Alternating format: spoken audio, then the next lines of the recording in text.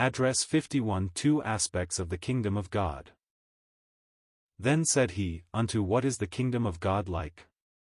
And whereunto shall I resemble it? It is like a grain of mustard seed, which a man took, and cast into his garden, and it grew, and waxed a great tree, and the fowls of the air lodged in the branches of it. And again he said, Whereunto shall I liken the kingdom of God? It is like leaven, which a woman took and hid in 3 measures of meal, till the whole was leavened. Luke 13 verses 18-21. We are told in the beginning of this and the other synoptic Gospels that John the Baptist came preaching repentance because the kingdom of God was at hand. The Lord Jesus took up the message as he began his ministry. For centuries, ever since the dispersion and partial return to the land, the Jews had looked for the king who was to deliver them from Gentile domination and set up the dominion of righteousness on the earth. Now the king was among them, and they knew him not. The same prophets who told of the kingdom also predicted the rejection of the king at his first coming, and foretold a second and glorious advent when he should return in power and regal splendor, at which time the years of their mourning would be ended, and Israel would enter into fullness of blessing. But what of the period lying between these two advents? Will the kingdom remain utterly in abeyance, or will it take some other form unpredicted by the prophets of old? These questions are answered, at least in part, in the 2 parables now before us. Here they are called parables of the kingdom of God. They are found also in Matthew's Gospel, chapter 13, but there the term, kingdom of heaven, is used, an expression peculiar to that evangelist. This is really synonymous with what we commonly call Christendom. There is a large part of the world where Christ is acknowledged outwardly as the earth's rightful king, at least. There may or may not be heart subjection to him, but men professedly own allegiance to him, as indicated by the very letters, D.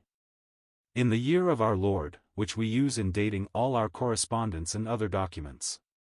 Christendom really means Christ's kingdom.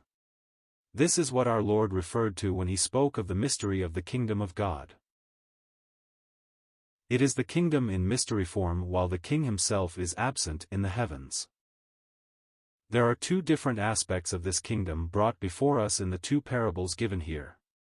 Matthew gives both, as mentioned above, in a series with 5 other parables in the 13th chapter of his Gospel, where we have a remarkable outline of the whole history and the moral principles that were to characterize the kingdom of heaven while the king remains away. Unto what is the kingdom of God like? And whereunto shall I resemble it? It is like a grain of mustard seed, which a man took, and cast into his garden, and it grew, and waxed a great tree, and the fowls of the air lodged in the branches of it. Elsewhere we are told that the mustard seed is the smallest of all seeds. This does not mean that it is the smallest of all seeds in the vegetable world but the smallest in the herb gardens. And yet that little seed produces the greatest tree of all the herbs. It grows very rapidly and soon overshadows everything around it. Now this is the picture the Lord gave of the outward development of the kingdom of God. Have you ever stopped to think this through? When our Lord first ascended to heaven there were 11 men definitely committed to him, recognized as his apostles, to bear his message to the world. There were some few hundreds of others throughout Judea, Galilee, and Samaria, who acknowledged his claims. That small beginning was like the mustard seed, the nucleus of the kingdom. These 11 were commissioned to go everywhere preaching the kingdom of God, and telling of the Savior who had died to put away the sin of mankind and who had ascended to heaven, and is coming again to judge the world. You know how rapidly the kingdom expanded. Within a very short time after the ascension of the Lord Jesus we come to Pentecost, and on that day 3,000 souls openly confessed their allegiance to him. Then within a short time after the healing of the lame man at the temple gate, the number became 5,000, and as the days went on more and more throughout all Jerusalem and Judea came out for Christ.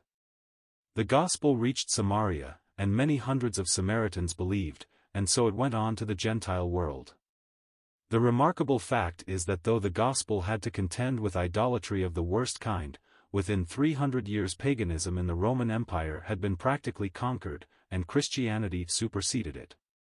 Early Christian writers about that time taunted the enemies of Christianity with words something like these: "Your temples are deserted." Christians are found everywhere throughout the empire. So the word went on until today there are untold millions of people in the world who profess allegiance to the Lord Jesus Christ. But our Lord said the tree grew until it waxed a great tree, and the fowls of the air lodged in the branches of it. If we turn back to the 8th chapter of this gospel, we find the parable of the sower who went out to sow his seed, and as he sowed, some fell by the wayside, and it was trodden down, and the fowls of the air devoured it. When our Lord gives the interpretation of that parable in the 11th and 12th verses, he says, "The seed is the word of God. Those by the wayside are they that hear, then cometh the devil, and taketh away the word out of their hearts, lest they should believe and be saved." In this our Lord shows that the fowls of the air represent evil emissaries, agents of Satan, who are seeking to destroy that which is of God, and to keep the good seed of the kingdom from bearing fruit in the hearts of those who hear. Is it not a remarkable thing then that only a short time afterward he likens the kingdom of heaven to a mustard tree, with branches spreading abroad in a remarkable way, but in which the fowls of the air actually find lodgment? But does not that agree with the history of Christendom? The way in which nation after nation has been brought out of the darkness of paganism to a knowledge of our blessed Savior has been truly miraculous, but oh, what unspeakable evils have been hidden in the professing Church of the living God. When we think of the many emissaries of the devil who have found shelter inside the great Christian organizations, who are filled with bitter hatred for the gospel, and endeavor to turn people away from the truth, one might well be appalled and disheartened if the Lord had not foretold all this. The next parable is that of the leaven, which a woman took and hid in 3 measures of meal, till the whole was leavened. Let me suggest a word of caution here: do not say that the kingdom itself is like leaven. That is what many people believe. They have the idea that leaven is a symbol of the kingdom, and just as a housewife puts yeast in dough, so the gospel has been committed to Christ's servants to be carried to the end of the world, and it will go on working and working until everybody will be converted, and this whole universe will be brought to the feet of our Lord Jesus Christ. Now that would be a wonderful thing if it were true, but many scriptures show that it is not so. Our Lord Jesus put the question, "When the Son of Man cometh, shall he find faith on the earth?" He told of ever-increasing apostasy as the end draws near. He said, "As it was in the days of Noah, so shall the coming of the Son of Man be." The whole world was not converted in Noah's day, neither will the whole world be converted before our Lord comes again. In an earlier section of this exposition we have discussed the meaning of leaven and seen that throughout Scripture it represents always that which is evil, either in practice or in doctrine. We are warned in both 1 Corinthians 5 verse 6 and in Galatians 5 verse 9. That, a little leaven leaveneth the whole lump.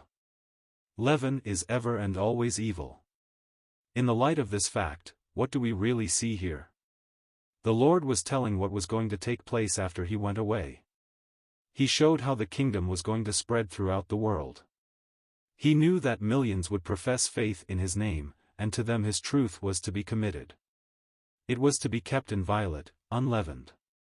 But he foresaw the efforts that false professors would make to turn his disciples away from the truth and to bring in the leaven of evil teaching. Like Jezebel of old, the woman here works surreptitiously to pervert the truth. Thus she, the false church, hides the leaven in the food of the children of God. In Revelation, chapter 17, we have that evil woman, Babylon the Great, riding the beast and dominating the affairs of this world, professing to be the Lamb's wife, but branded by God himself as a false harlot and the persecutor of the saints. This, I believe, is the woman we have pictured here, coming from the outside into Christianity, professing to teach the truth which God revealed to his people. Think of the widespread perversion of the truth. For instance, Christ told his disciples to go into all the world and baptize believers from among all nations. Soon this simple ordinance was said to produce the new birth, and it was taught that only by baptism could we be assured of salvation. Jesus instituted the precious ordinance of the Lord's Supper, to be observed in memory of him till he comes again. It was not long before people were taught that the bread and wine were transubstantiated into the very body and blood of Christ and offered as a sacrifice for the sins of the living and the dead. That which was intended to be a beautiful testimony to the finished work of Christ was made to mean the very opposite. There are literally thousands of people who are taught to go to Mary instead of to Christ, to pray to Mary and to the apostles and other saints who came after them, as though the saints in heaven could hear. Nowhere are we told that the saints can hear our prayers. God, revealed in Christ, is the only one who knows our hearts, and who can hear the cry of our lips. There is one mediator between God and man, the man Christ Jesus. A picture came to me this past week, sent by someone, I suppose, who desired to enlighten me. It represented two ladders leading to heaven. At the top of one was what was meant to be a picture of Christ, and at the top of the other was a picture of Mary, his mother. At the bottom of Mary's ladder was a group of priests and nuns urging people to climb up to her for salvation. All such received a glad welcome. Those who insisted on taking the other ladder met, at the top, a scowling Christ, cold, severe and merciless. The picture showed some people climbing up that ladder, and after getting halfway up they tumbled off. But Mary was pictured as the blessed one with a kindly face, looking down in compassion upon the people as they climbed to heaven. They were making it through Mary when they could not make it through Christ.